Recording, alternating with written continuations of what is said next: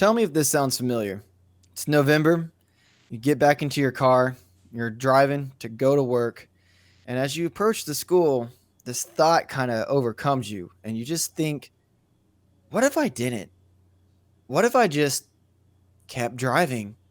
What if I just kept going and didn't stop and didn't look back? Who would who would look for me? Who would call me? It would still be there. Somebody else would do it. That's what we're talking about today. How November is hard for all teachers. This is Teach Bigger Podcast.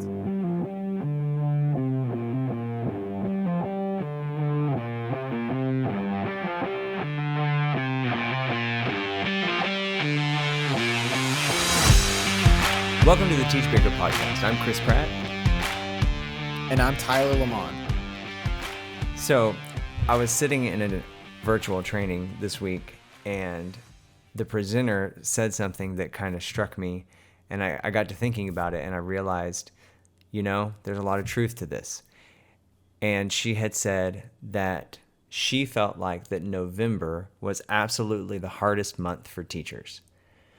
And I never thought too much about it, but I started realizing, there are a lot of teachers right now in the month of November that are contemplating a lot of things and wondering, is this really for me?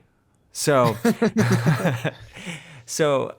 I think today we're going to take a little detour. If you've been listening to the podcast, in our last episode, we started talking about the power of observation, and we had planned for today to be a follow-up to that, and we were going to further discuss that idea, but we're going to interject this because I feel like that it's timely that there are some folks that need to hear what we're going to say today so that you can kind of recenter your heart and your life and make it through the end of the year without breaking down. So one of the things we discuss a lot on this Teach Bigger podcast, we're talking about how to make it to the end of the year. Dog, it is November. Look, we just got to make it, right? So one of the things I'm trying to make it to Christmas. I know, right? Well, that's what I meant. But okay, so here's the thing: we do talk quite a bit about mental health and about teacher health on our podcast. So if you're new to the podcast, definitely there's some episodes that we've done where we kind of discuss some tips and some things to help you kind of navigate those hard times. But we want to kind of hone in specifically because I think this year is so different because our world is different. So Tyler and I, before the show, we were discussing like what has made this November significantly more challenging than maybe years past. And, so I'm just going to bring a couple of things to your mind so that you can kind of just evaluate. And, look, if you're having a great November and you're like, this is my month, this is me, then in no way do I want to tear you down. Like, keep on going. But I think that there's some folks out there that we need to kind of recenter and help ourselves as a family, as a Teach Bigger community, to kind of pick each other up and say, we can do this. So, whenever we're thinking about this November, if we look, okay, so first of all, let's just talk about the normal things, okay? As a teacher, we really have not had a break since Labor Day, since September. And I realize there are some districts who, fortunately, you have like a little fall break in there, which is really awesome. My district is not one of those, so I'm not feeling that. I don't know what that's like. That refreshment, right? So, we haven't had a break in a while, and that's kind of normal, right? But then there are some things that are not so normal that are unique to maybe 2020. And I think it goes without saying, but we're going to say it because we want to make sure we're all on the same page. Okay, so first of all, in the month of November in America, and I realize that we have listeners all over the world, and so maybe you don't necessarily relate to some of this, but I would encourage you to kind of think through what's going on in your nation and how it affects your mental health as a teacher. But, we have just sort of gone through like an extremely intense election season, and it's still not even wrapped up. There's still a whole lot of questions in that. And I think that in general, that is causing a lot of anxiety in a lot of people, and maybe not on the day to day. I mean, if you said like, hey, what's wrong? And people are like, oh, I'm just having anxiety because of the election. I don't think that a lot of people would say that. Maybe some would. But I think that it's kind of this undercurrent that we aren't sure where we're headed and we're not sure what's happening just yet. And so it's that uncertainty that lies there. And I would say that it's not just necessarily the election, it's really whatever's going on in the news. Because, like, we're so bombarded with media and news and technology all the time that right now it's the election. Like a few weeks ago, it was all the riots. You know what I Hmm. mean? Like, it's just so much coming at you all the time. And so, like, when you turn on the TV, sometimes it's hard to see anything that's maybe worthwhile, or maybe it is worthwhile and it's just a lot. You know what I mean? Yeah. Well, and here's the thing. I mean, I think a lot of people don't realize this, but as educators, we do is we also deal with this with children. So I mean, like Mhm. even if you're an elementary school teacher, but certainly secondary level teachers, your kids have questions. And it's questions that a lot of times their parents don't know how or are not willing to discuss with them. And they bring that into your classroom. And so even though you may not want to really think about it and you just like, hey, I just want to do, I just want to do language arts, or I just want to do, whatever it is that you do, your kids are bringing it up. And you know what? That's powerful because it's a learning moment. But it also can weigh on us pretty heavy because as adults, we're expected to have these answers for our kids and we don't always have these answers. And so I think that those things are causing some stress in our lives. I would say that it can even be the flip of it. I remember I was in college during the last election, Hmm. and like I went to percussion class. That was like the class that was my major, and I remember always being so excited to go to that class.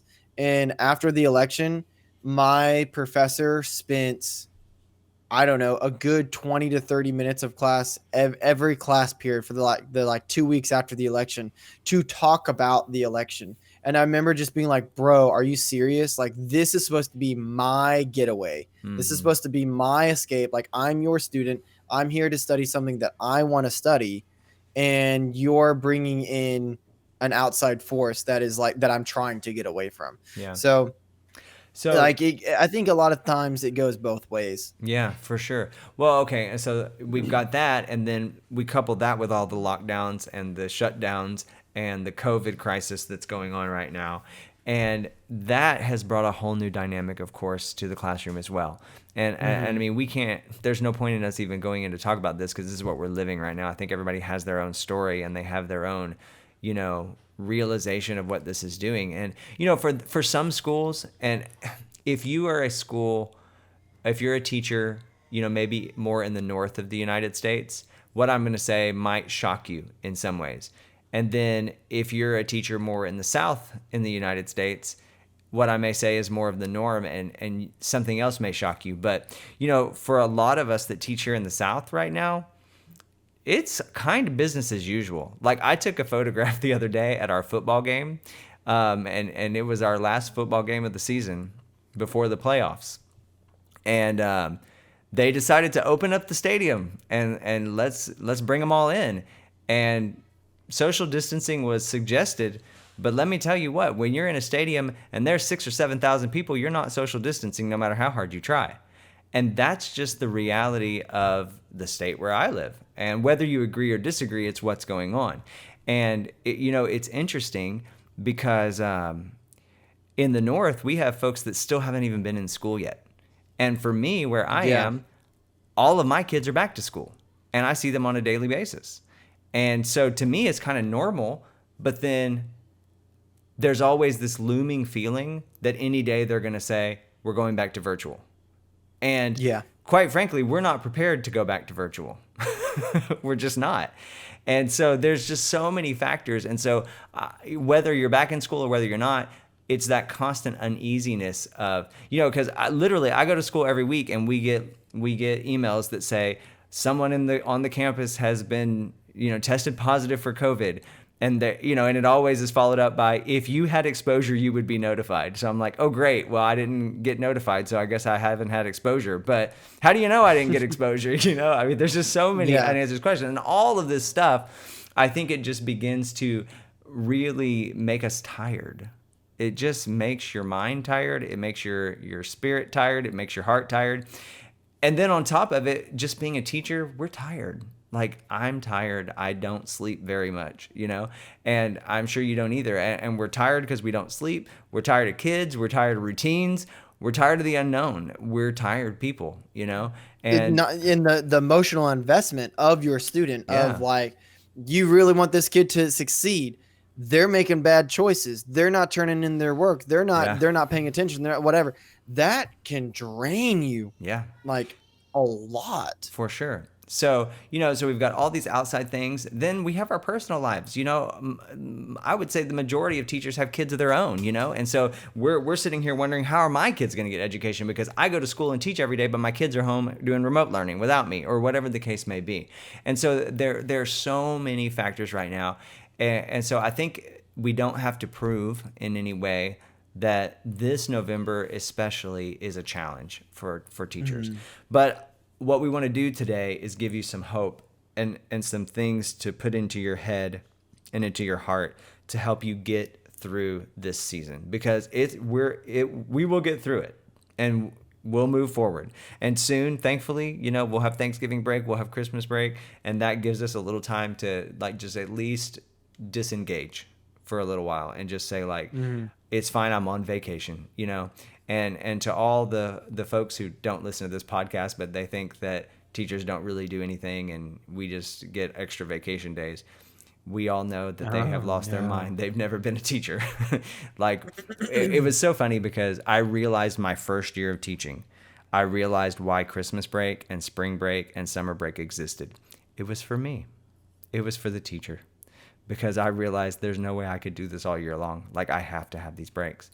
So the breaks are coming, and I think that's a good thing. But, Tyler, I think that you were sharing with me before the podcast started of, like, I think a really powerful thing that you can physically do to just get yourself to a new place.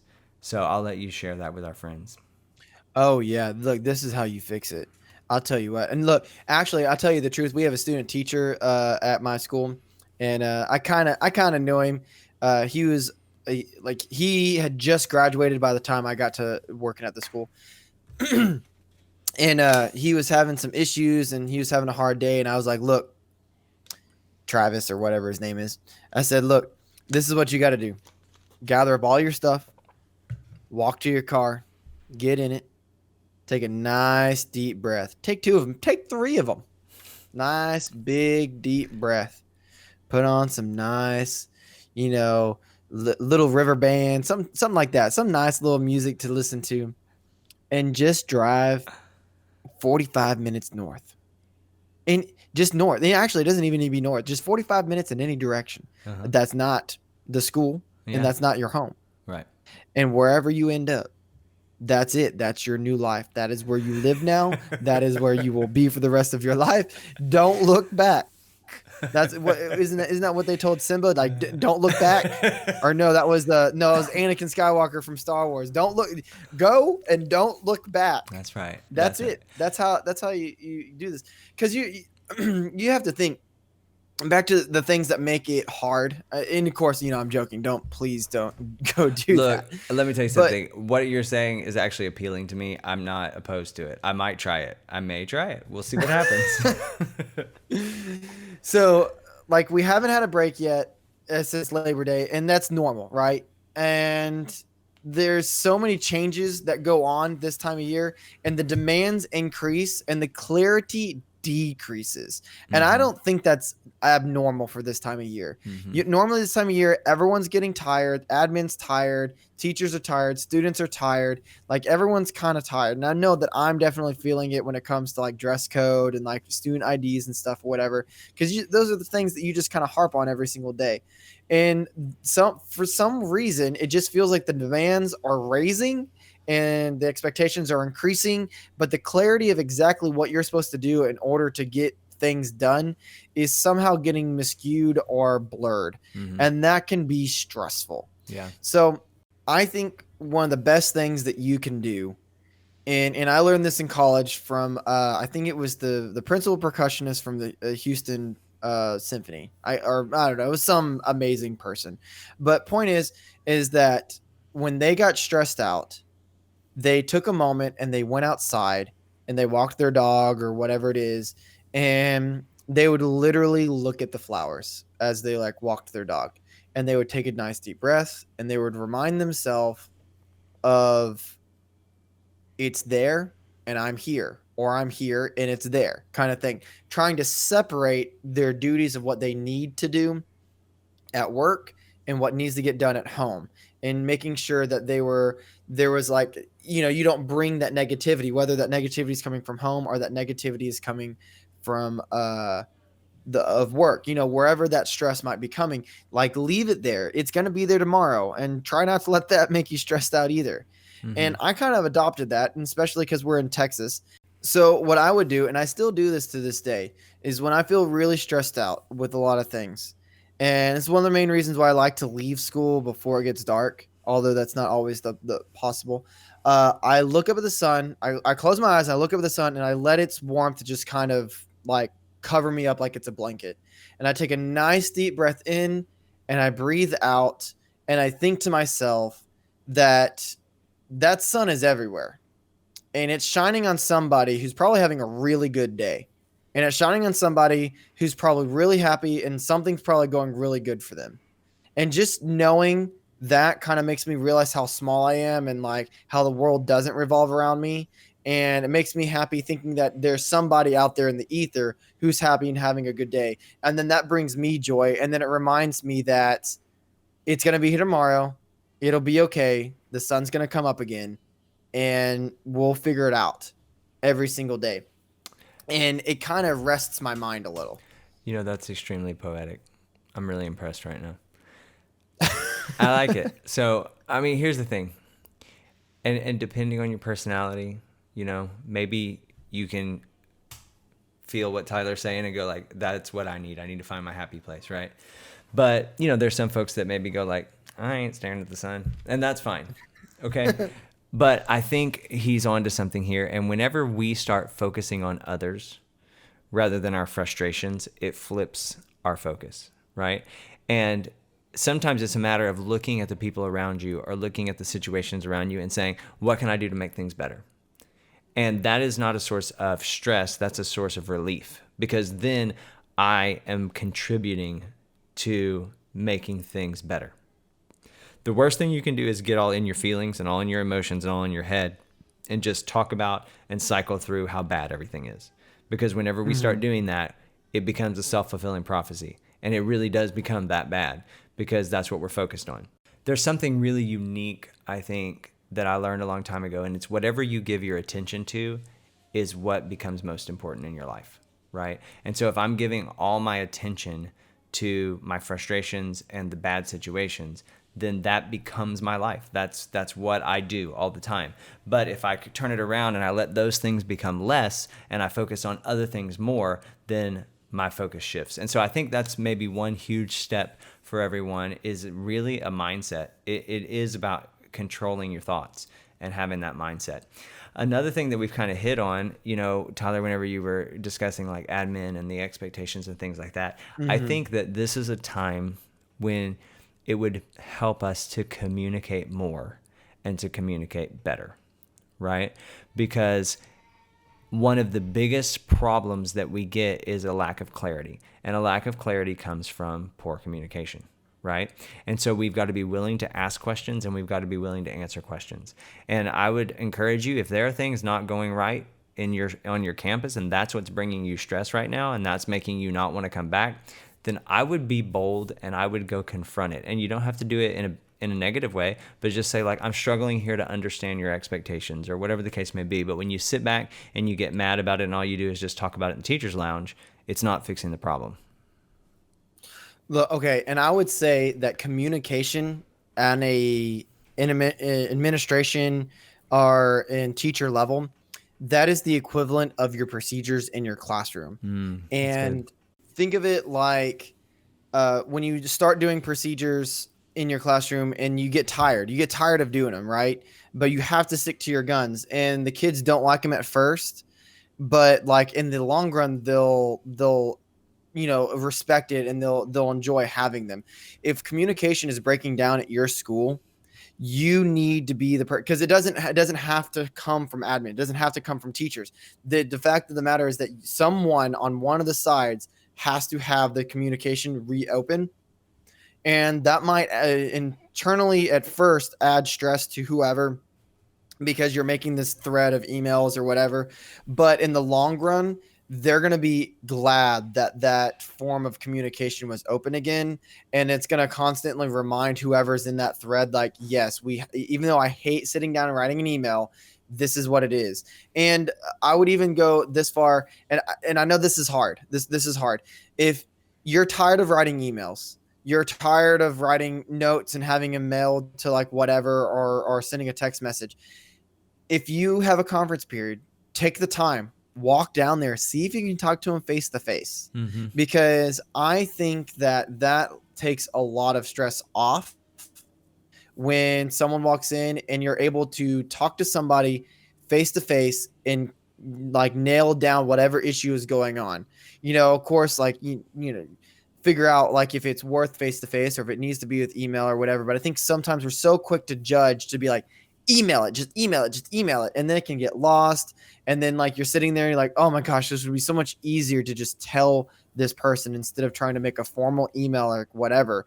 It's more personable. Maybe you can even ask that person how their day is going. Maybe they'll ask you how your day is going. Something of that nature, which will kind of ease everything a little bit. You know what I mean? Yeah, we have to keep relationships first. Like we have to keep communicating. And I think you're so right, because I am the kind of person that when I first started teaching, there was email. So I know somebody was thinking something snarky, but there was email. No, not Right. me. Uh-huh. Not I said But the king. when I did first started teaching, though, like email was definitely in place, but it wasn't the first line of communication. The first line of communication was you go to somebody's office, you go to somebody's classroom, and you talk to them. And I think that that's really switched, and that doesn't happen. And now I'm the kind of person, like, I have to check myself and go, why am I walking up this flight of stairs to this classroom in the back of the hallway when I could have just sent an email? Like, I constantly have to realize that I'm doing that, but it's because I'm that kind of person. Like, I learned how to do relationships, and I like to go and see a face and shake a hand or whatever the case may be, or bump an elbow. And nowadays, but I think especially when it comes to admin, if you're having some stress in those situations, I mean, it may be that you need to set up a meeting, but you can get so much more accomplished in 3 minutes of a face-to-face conversation sometimes. So I think that you're right about that, and I think that definitely we have to open those lines of communication. I judge it as, because before I write an email, I always like talk it out loud. Like, what is it that I actually need to say, and like whatever. And if I spend more than 2 or 3 times longer writing out the email than what I could have just spoke, then I think, okay, maybe I just need to go down there and talk to the person. And I've really started to learn that I can get a lot more accomplished and a lot more answers to questions a lot faster if I just go and I talk to the person instead of email. Yeah. But other things, to not digress on that too much, unless you had something else. No. Is you need to rest your mind and you need to rest your body. Like, go home and whatever it is that's going to rest your mind and ease your body. Maybe that's sitting on the couch and just watching Netflix, that show that you've been wanting to watch. Maybe that's getting in your flower garden. Maybe that's spending time with your kids and actually sitting down for a home cooked family meal. Yeah. Whatever it is, and not just eating junk. Maybe that's taking your dog out and taking a walk and going for a run or something of that nature. And what you'll realize is that, especially when it comes to exercise, and if you do some type of exercise like around nature, you'll find yourself at first, because this happens to me all the time, especially when I go running like in the woods or at the park or something. I'll find myself focusing on all the negatives. Like, I'll reflect on my entire day as I run. And then I start looking like, oh, wow, that tree's really cool. Oh, look, there's a bird over there. And like, nature starts to distract me from my frustrations. Yeah. So now I slowly am turning from, oh, this happened, this kid did this, and they didn't have their ID, and oh, this kid, blah, blah, blah. And it's like, oh, look, there's a bird over there. And then this kid, oh, look, there's a tree. Oh, they have blah, blah. Oh, hey, look, there's a caterpillar. There's a butterfly. Wow, this is really pretty. This little breeze feels really nice. Wow, everything's going really well. It can really turn your entire mindset. Well, and I think we're kind of touching on two things here that I think I would like to make this point is, it was interesting. Well, okay, let me first say this. I think we have to break this down and first say that you need to rest, period. like Yes. resting. Yeah. Like you actually need to sleep. Like it's funny because I sleep somewhere, between 2 and 5 hours a night. Okay. Usually it's more toward 5, but That's occasionally bad. it's more like 2 or 3, and it's bad. And I'm tired, and I drag many, many times throughout the day. And, it's just because my days are full. I have a lot on my plate. And I'm not saying that's good, and I'm not saying that it's like, look at me, I'm doing so much. I'm just saying, like, I get it. And I know that I'm not uncommon, because I was talking to some other teachers the other day that I don't even really know very well, and we were kind of just talking about that. And none of them sleep either. Like, teachers don't sleep. Like, I'm like, what's wrong with us? Like, we need to go to bed, But it's like, between your family of your own or whatever, like, we don't sleep, and that's not good. And so you have to rest. You have to rest your mind and your body, and you just have to sleep sometimes. And that's kind of point one there. And then the second thing is nutrition and exercise, which is what Tyler was kind of talking about. And this is the topic that teachers get. They're like, don't talk to me about that. I don't want to. Let's not talk about that, right? Because I think teachers are notorious for being extremely unhealthy. Like, case in point, I am guilty of this. Like, I have been extremely unhealthy. But when you don't give yourself the proper nutrition and you don't exercise at all, you will not be in a good mental state.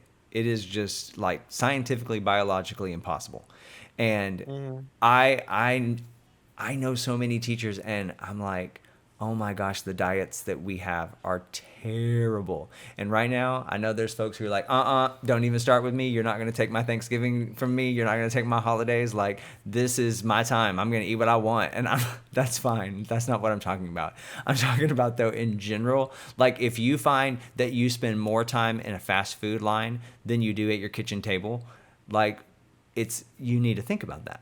Because like the quality, what are you getting in? And I can say this with confidence that I have lived that life, and it is so difficult. Like, I got to a point where I had so much fast food that when I thought about fast food, I felt bloated. Like, literally, like, I think I gained 2 pounds every time I thought about going through a drive-through, just because my body knew what it was going to feel like, and it, like, immediately, like, took action. It was like, boom, and it can be rough. And so I would encourage you over the holidays, and as we do move forward, to start really considering, like, what kind of life changes can I make, And I'm not talking about New Year's resolutions. I personally don't even believe in New Year's resolutions, because I think they're just a way of making promises that we're going to break. So I don't even think that way. It's more of like, Oh, man. I know. How about that? Talk about the ultimate pessimist here. I was trying to do something good, but I do believe in making goals and going for them, So I think considering your nutrition and your exercise, and even if that means, like Tyler said, just go for a walk at the park, once a week, that can do wonders for your brain. It can do wonders for your brain.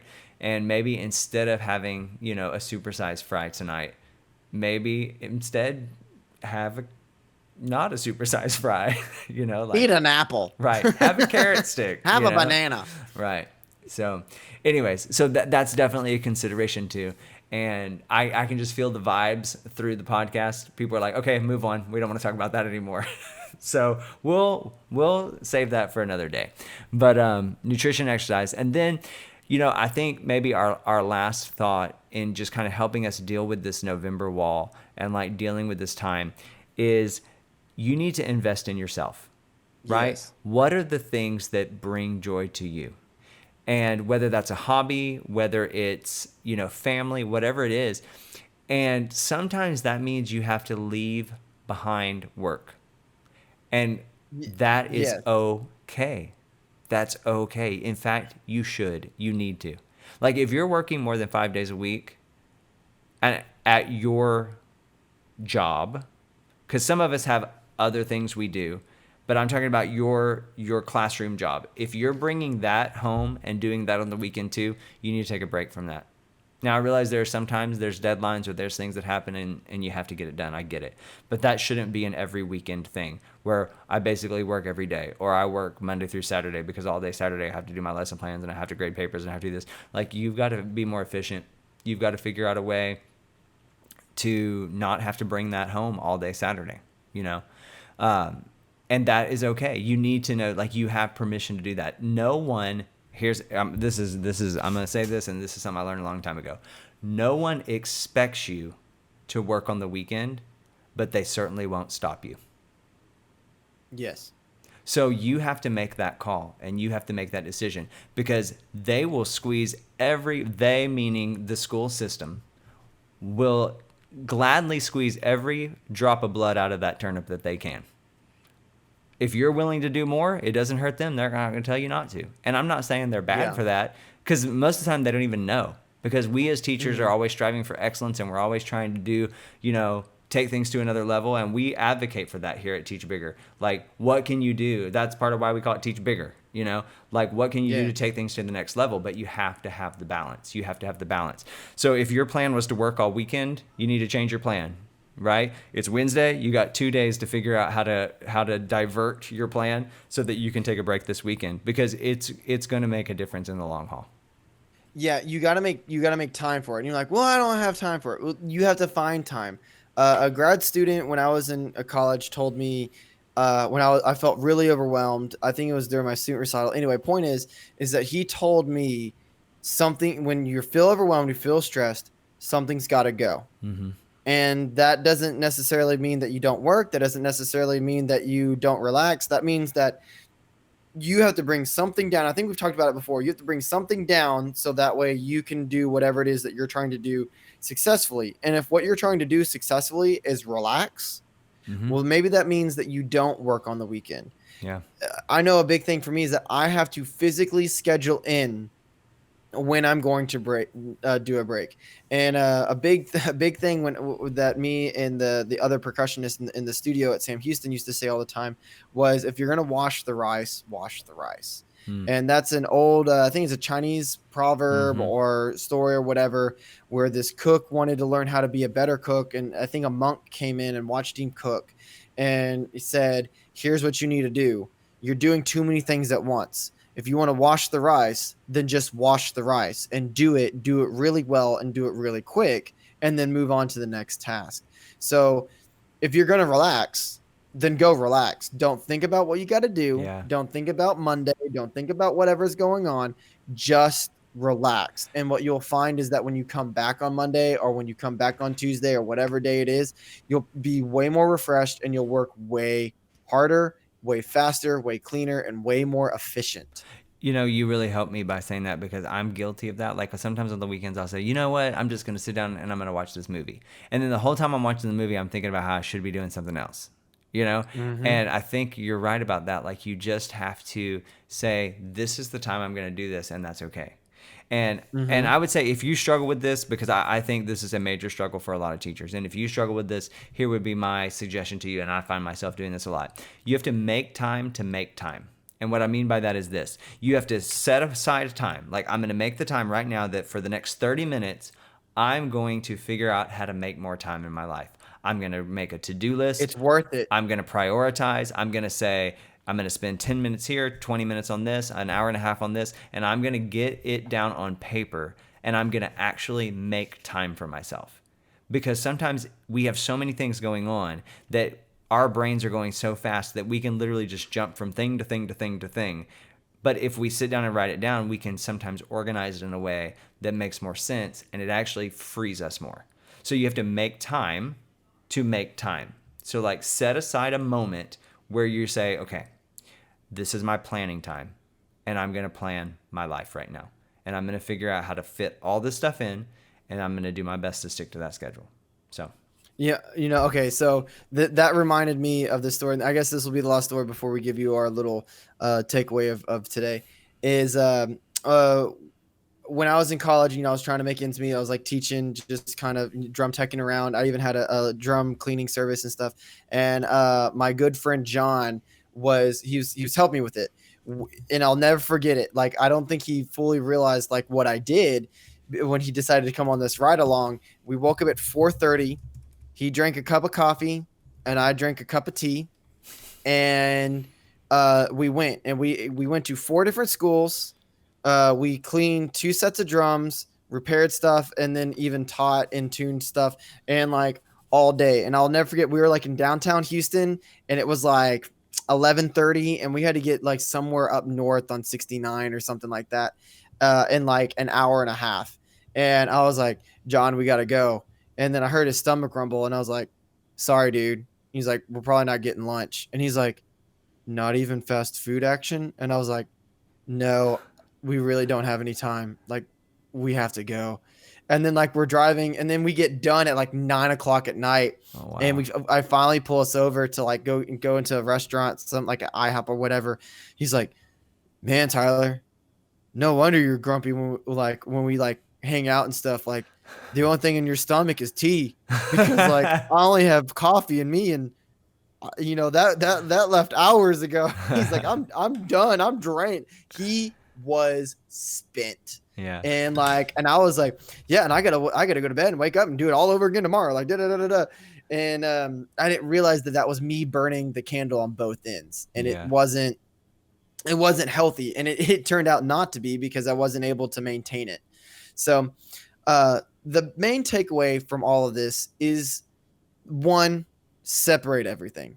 Separate the work. Remember, if you watch The Office, there's an episode with Dwight where they hire somebody new, and Dwight is like really upset about it, and he's like calling him all these names, and he looks and he's like, oh, it's 4:00. Well, welcome to the team. It's nice meeting you. I'll see you on Monday. And everyone's like, Dwight, what are you doing? He's like, it's 4:00 on a Friday. I'm not bringing this home. And then he leaves. And like that, I think that's so like powerful, because it's true. Like, it'll be there tomorrow, and don't let the fact that it's going to be there tomorrow stress you out, because being stressed about it's not going to do anything. So separate the things that happen at work and keep them at work, and things that happen at home, keep them at home, and only let them cross when you really think that you need to let them cross, Yeah. And the other thing is that you're human. Yeah. Take a breath. Take a deep breath. Look, let the sun warm your face, and remind yourself that it will rise tomorrow. It will happen, and it's all gonna be okay. It's all gonna be okay. The days will pass. Thanksgiving will come. You'll get your break. And just like the kids, you can tell it to your kids. You'll get your break. It'll come. Yep. That's good. All right. Well, thanks for listening today. Hopefully this has kind of given you a breath of fresh air. Maybe you feel the sun on your face right now as you're driving. And, we just want to help you to not feel stressed out in this time. We know November can be hard. November is a wall, but you can break through it. So if you haven't already, subscribe to the podcast so that way you can get notifications every time we release a new episode. Also, check out our YouTube channel. It's Teach Bigger, or you can type in Teach Bigger Podcast.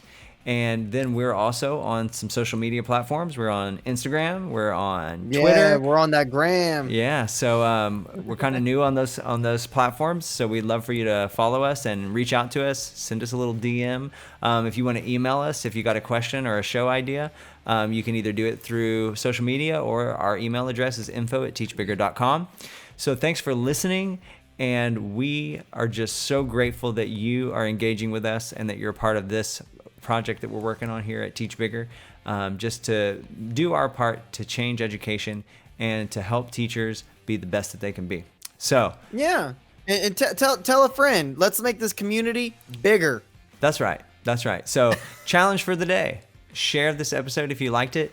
Also, if you listen to any of our episodes in the wherever you listen to podcasts, we'd love for you to write a review. We'd love to hear back from you. Give us 5 stars. Tell us what you think. If something resonated with you, if you have a question, or if you thought it was bad, if you think it's stupid and you're never listening again, we're cool with that. Let us know. We'd love to hear from you. So take the time to do that, and we will follow up with you. So see you here next time.